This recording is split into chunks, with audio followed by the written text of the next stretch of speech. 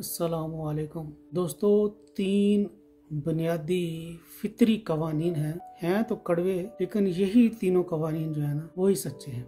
इसमें पहला कानून ये है कि देखें, खेत है आपका, अगर खेत में आप हल नहीं चलाएंगे, मट्टी को नरम नहीं करेंगे जी, उसमें बीज नहीं डालेंगे, पानी नहीं देंगे वक्त पे, तो इस खेत में घास फूस, झाड़ियाँ और इस तरह की चीजें जो है ना वो ग्रो हो जाएंगी। बिल्कुल सेम दिमाग है हमारा। अगर हम अपने दिमाग को अच्छी सोच नहीं देंगे, फिक्री सोच नहीं देंगे, तो ये जो दिमाग है ना हमारा, ये शैतानी सोचों का गढ़ बन जाएगा। ये जो है ना, इसमें फिर अच्छाई नहीं आएगी।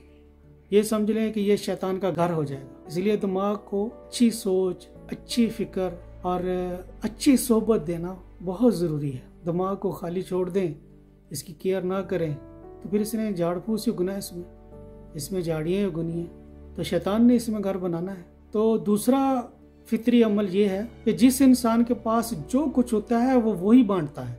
मसलन जो बुज़दिल इंसान है, बुज़दिल शख्स है, वो क्या बांटेगा? बुज़दिली बांटेगा, डर बांटेगा, खौफ बांटेगा जी। जो बाकिरदार साहब इल्म है वो क्या बांटेगा? वो इल्म बांटेगा, सारी बात है, वो इल्म ही बांटेगा। और जो खुश इखलाक, खुश मिजाज, खुश अलहान है, वो क्या बांटेगा? खुशी बांटेगा, अपनी मुस्कुराहट बांटेगा। और जो मुतस्सब है, तस्सब से भरा पड़ा है, उसने क्या बांटना है? उसने नफरत बांटनी है, उसने दुश्मनी बांटनी है। इसके अलावा वो क्या बांट सकता है? क्या बात है। ये फितरी कानून है कि जिसके पास जो कुछ है ना वो वही बांटेगा। और मोटिवेशन सिर्फ वही बांट सकता है जो मस्बत सोच रखने वाला है, जो पॉजिटिव है, ये वही आपको मोटिवेट कर सकता है। तो उसने मोटिवेशन ही बांटनी है। और इस फितरती कानून में तीसरा कानून ये है कि आपको जिंदगी में अगर कुछ हासिल है ना तो उसे हजम करना सीखें। बाबा जी कहते हैं, पुत्र, बदहजमी बड़ी बुरी बात है। अगर अल्लाह ने कोई नेमत दी है, कोई कर्म किया है, कोई फजल किया है, तो जगह जगह उल्टियां करने की बजाय उसका शुक्र अदा करो। उस कर्म का, उस फजल का, उस रहमत का, उस नेमत का जितना शुक्र अदा कर सकते हो वो करो। यही बात है कि मालो सरवत अगर हजम नहीं होगा तो क्या होगा?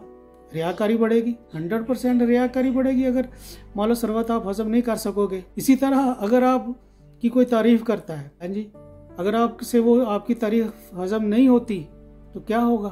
आप में गुरूर आएगा, गुरूर बढ़ेगा। बजाय इसके कि आप अल्लाह का शुक्र अदा करें, कोई आपकी तारीफ कर रहा है, आप इस काबिल हैं, आप मगरूर हो जाते हैं। तो बाबा जी कहते हैं बात को हजम करना सीखें। बात को हजम करना बड़ी बात है। इसी तरह आपकी मजम्मत की जाती है किसी बात पे, अगर आपको वो हजम नहीं होती तो आपकी दुश्मनी बढ़ जाती है। तो मजम्मत को जो है ना वो हजम करना सीखें। इक़्तिदार और ताकत, आपके पास इक़्तिदार है और आपके पास ताकत है, अगर वो आपसे हजम नहीं हो रही तो माशरे में जारी बात है बेरा रवी और जुल्म माशरे में बढ़ेगा। माशरे में बेरा रवी और जुल्म ही बढ़ेगा अगर आपसे इक़्तिदार है और ताकत है, आपसे हजम ही नहीं हो रही। दूसरा, अगर आप किसी की बात हजम नहीं कर सकते तो फिर आप क्या करेंगे?